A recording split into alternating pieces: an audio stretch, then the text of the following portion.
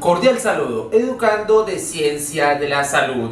Hoy vamos a hablar de sífilis, de esta enfermedad venérea crónica ocasionada por una bacteria tipo espiroqueta llamada Treponema pallidum. Vamos a conocer sífilis primaria, secundaria, terciaria y qué es lo que hace que esta bacteria sea tan complicada muchas veces de controlar. Iniciamos aquí en Legiones Salud.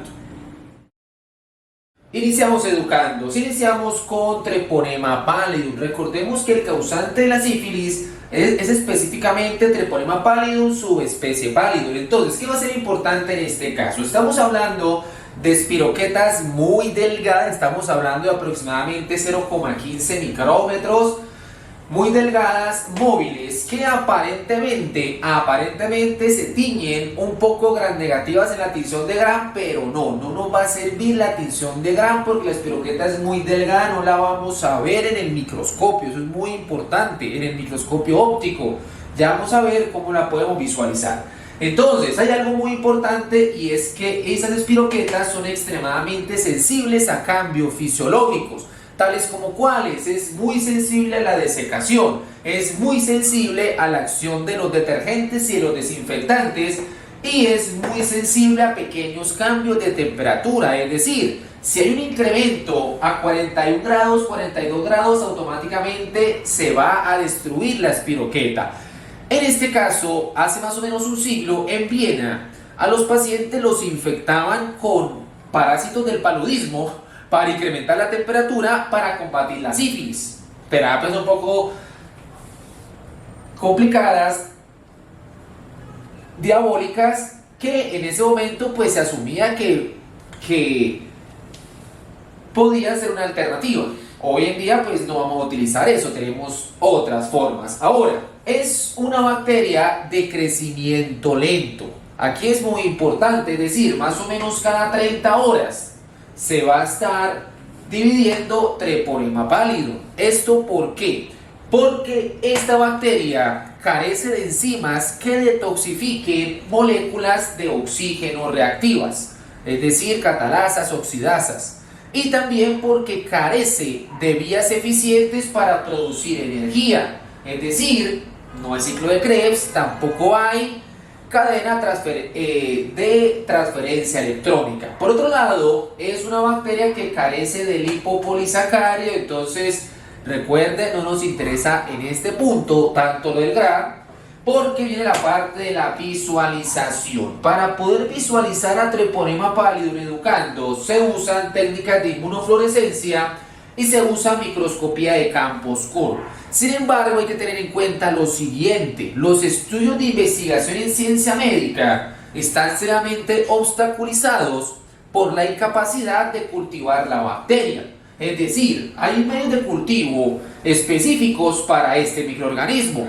Sin embargo, no se logran obtener más de unas pocas generaciones, y cuando se hace el subcultivo, por general la bacteria no lo va a resistir. Entonces hay cosas que aún desconocemos, muchas, de lo que sucede con la sífilis, de lo que sucede con Treponema pallidum, porque hay una gran dificultad para cultivarlo. Ahora, vamos también a tener los métodos de transmisión. El más conocido, que es el método sexual. Sin embargo, también hay un mecanismo que es muy importante en este caso, que es el transplacentario. Por eso es que a una mujer en estado de gestación constantemente le van a hacer la prueba para intentar evidenciar si existe un riesgo de sífilis, porque ya vamos a ver que van a haber complicaciones en el embarazo, en el ahí recién nacido e incluso en la infancia. Y vamos a tener también un mecanismo que es el de las transfusiones, también en la transmisión, es decir, cuando se comparten ahí las agujas o cuando no se hace una desinfección que sea totalmente eficiente. Ahora vamos a hablar de los tipos de sífilis, porque hay sífilis primaria, secundaria, terciaria. Vamos a ver cuáles son esas, hay lesiones como tal que nos van a permitir diferenciarlas. Entonces vámonos con esas lesiones. Continuamos educándose. Entonces vamos a tener ahora las diferentes fases de la sífilis, haciendo énfasis en las que son por transmisión sexual Y en este caso vamos a tener tres estadios: primario, secundario y terciario. El primario se caracteriza por la aparición de una lesión que vamos a denominar chancro, que es una lesión indolora con unos bordes bien delimitados como tal, que va a aparecer de 2 a 4 semanas después de la exposición y aparece en esa zona por donde ingresó la espiroqueta. En hombres, por ejemplo, aparecerá en el glande, en la corona o en la región perianal. En las mujeres podrá aparecer como tal en los labios genitales, en la vagina, y también puede aparecer en la región perianal. Hay que tener en cuenta lo siguiente: esta es una lesión que va a cicatrizar sin más, es decir, aparentemente el paciente cree que es una lesión que le apareció ahí, se desapareció y que ya no va a volver a aparecer nada más, ¿sí? Sin embargo, vamos a tener un 25% de los pacientes que no reciben ahí tratamiento que podrán pasar a lo que conocemos como el estadio secundario, como por ejemplo la sífilis secundaria, ¿no? Entonces acá hay que tener en cuenta lo siguiente: en estos dos estadios educandos, en el primario y en el secundario, es donde vamos a tener mayor abundancia de espiroquetas y donde el paciente fácilmente puede contagiar a nosotros. En el estadio terciario, la cantidad de las espiroquetas no es tanta y son difíciles de encontrar como tal. Vamos a tener manifestaciones después de muchísimo tiempo, llevamos para allá. Entonces lo más importante van a ser en este caso el primario y el secundario cuando hablamos de transmitirla.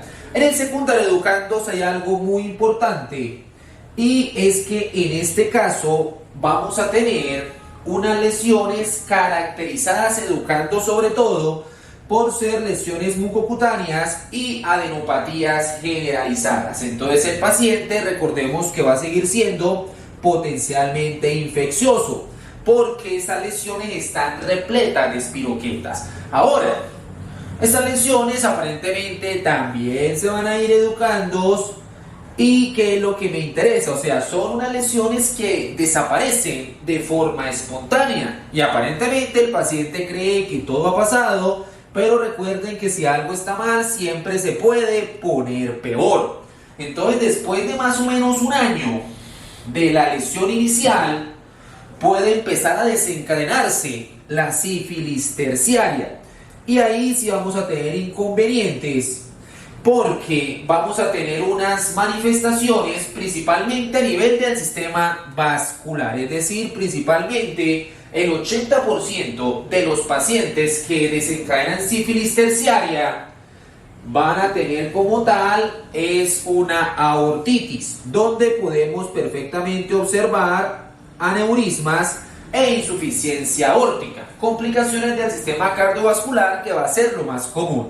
Sin embargo, vamos a tener un 10% que caerán acá en lo que conocemos como neurosífilis, y en la neurosífilis entonces vamos a tener sobre todo tabes dorsal y paresia general, y un 10% caerán en lo que conocemos como gomas, o también conocemos como tal como sífilis terciaria benigna. Sin embargo, uno siempre queda como, bueno, ¿pero qué es gomas? Entonces, las gomas, estamos hablando de una zona de necrosis coagulativa rodeada de tejido fibroso y denso y un infiltrado inflamatorio mixto, que nos sugiere como tal que existe una hipersensibilidad tardía. Estas gomas, ¿dónde van a estar apareciendo? Principalmente en la piel, en los huesos, perfectamente van a poder aparecer. Vamos bien hasta acá. Entonces todo esto observemos que se puede ir complicando. Sin embargo, pues el fármaco más eficiente viene siendo la penicilina, ¿no? En este caso la penicilina sí va a ser muy pero muy eficiente. Ahora, si hay un paciente que tenga cierta hipersensibilidad al fármaco, la opción es doxiciclina, ¿sí? Pero las penicilinas aquí nos van a ayudar maravillosamente. Ahora, resulta que tenemos una variante que es lo que conocemos como la sífilis congénita. Es un estadio aparte, no es que de la tercera pasemos a la congénita, no diabólicos. Entonces, vamos a tener la congénita, que es la que la madre perfectamente le puede pasar a su bebé en el momento de esa infección, sobre todo en el estadio primario y secundario, que es cuando tenemos espiroquetas por montones. Recordemos que en el terciario no, es más complicado como tal evidenciar las espiroquetas. Ahora, ¿qué es lo que me interesa? Acá educandos, cuando uno habla de la congénita, por un lado está asociado con abortos, sobre todo después del cuarto mes de gestación, se puede presentar perfectamente esos abortos.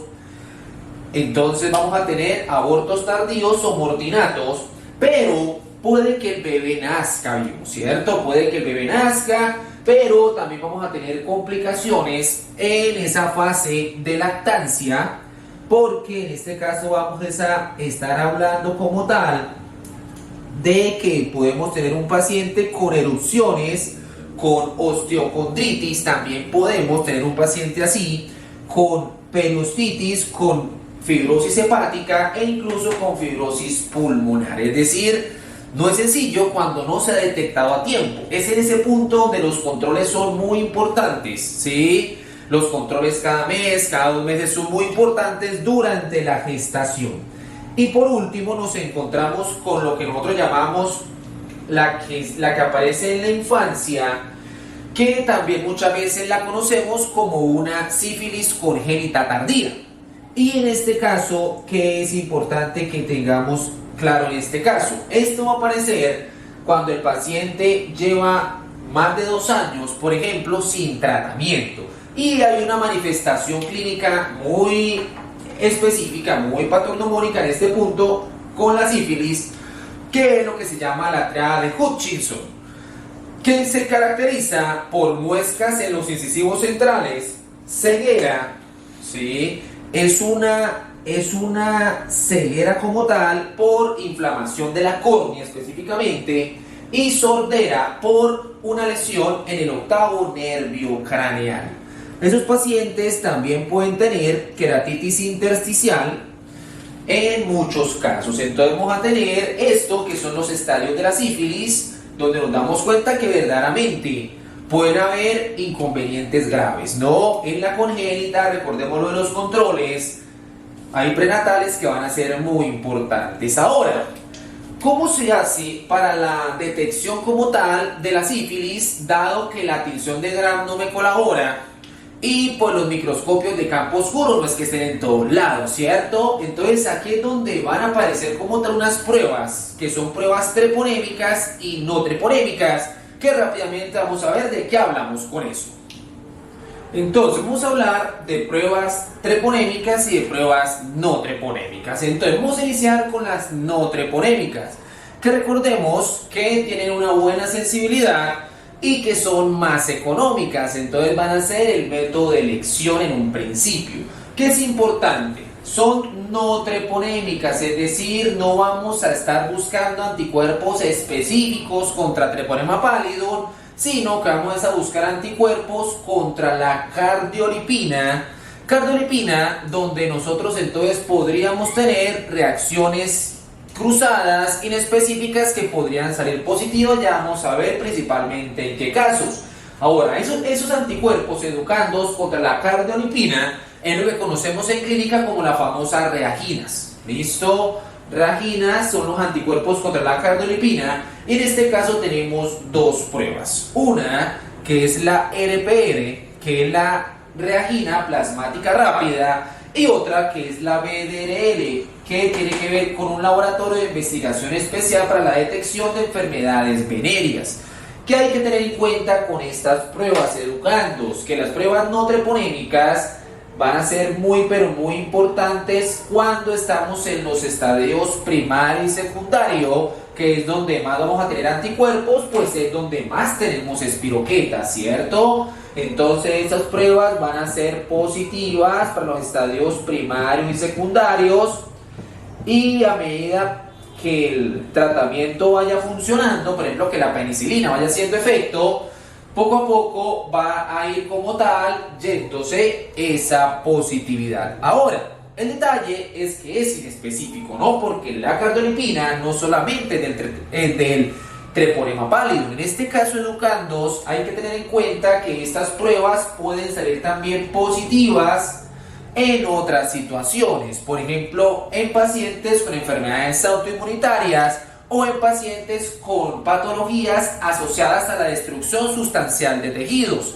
tales como el paludismo, como la mononucleosis infecciosa, como un lupus eritematoso o una hepatitis viral. Entonces ahí también podríamos tener una prueba positiva que como que nos deje mal acomodados. Ahora, vamos a suponer que la prueba da positiva, educandos. Eso no nos está indicando de que ya el paciente, ya podemos afirmar, no, es una sífilis. No, porque estas pruebas no treponémicas se deben confirmar con una prueba treponémica. Esto es muy importante. No nos podemos quedar solo con la no treponémica, porque si el paciente tiene una patología como tal, como una mononucleosis infecciosa, y el paciente no lo sabe, pues vamos a, no, eso puede ser una sífilis. No, es que tiene otra enfermedad. Entonces tenemos que confirmar con una prueba treponémica. En este caso tenemos varias opciones.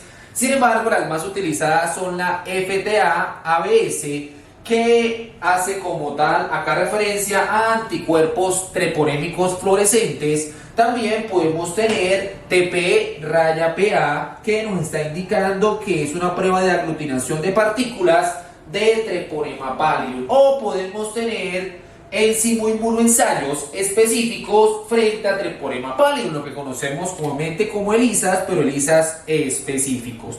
¿Qué va a ser importante en este caso? Estas pruebas treponémicas, su principal función, ojo con esto, pregunta de parcial, su principal función es confirmar verdaderamente que la persona tiene una infección por treponema pálido. Esto no se hace, o sea, esto no es útil en la detección inicial, ni es útil tampoco para ver cómo va el tratamiento. ¿Por qué razón? Porque estas pruebas van a quedar positivas de por vida, ¿sí? Y como son positivas de por vida, entonces por eso es que las usamos, es para confirmar después de que yo tenga un hallazgo, una prueba treponémica. Eso es muy importante. Entonces surge la inquietud.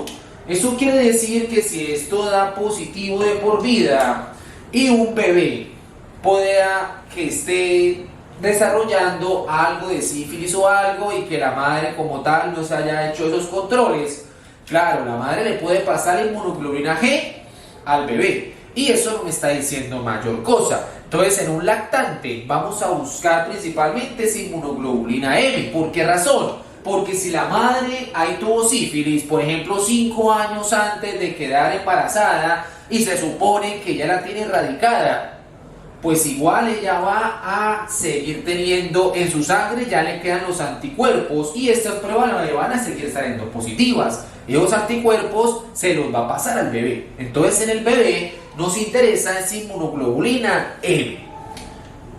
Eso fue todo por hoy. Educando de Ciencia de la Salud. No olviden suscribirse, darle like al video y activar la campanita de notificaciones, porque seguiremos ingresando en el interesante mundo de las ciencias médicas desde diferentes puntos: patología infecciosa, bioquímica, farmacología, fisiología, inmunología. Vamos a seguir subiendo videos de su interés. ¿Quiénes somos? Legiones Salud.